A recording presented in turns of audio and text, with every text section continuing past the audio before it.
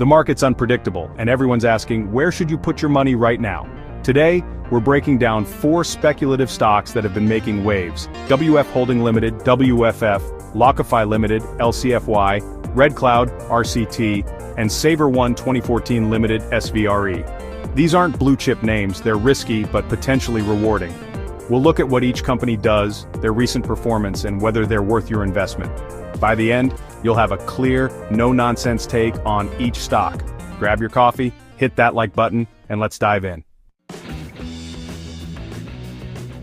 First up, let's take a closer look at WFHolding Limited, or WFF for short, a China-based holding company that's trying to carve out a niche in 2 very different industries: smart parking solutions and car beauty services. On the surface, it sounds like a modern, tech-forward business, but as we dig deeper, things get a bit more complicated. It's an odd mix. On one hand, you have tech-driven automated parking systems that promise to revolutionize urban mobility. On the other, you have traditional car washes and detailing services, which are about as old school as it gets.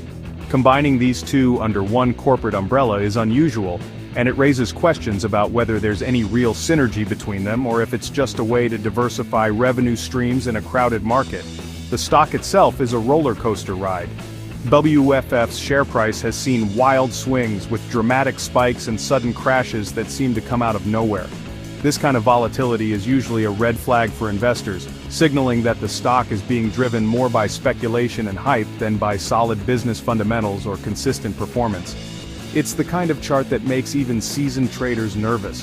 When you try to dig into the company's financials, things get even murkier. As a small-cap foreign stock, WFF doesn't have the same level of transparency or regulatory oversight as larger, more established companies. Reliable data is hard to come by, and what little information is available is often confusing or incomplete. For investors, this lack of clarity makes it nearly impossible to assess the true health of the business.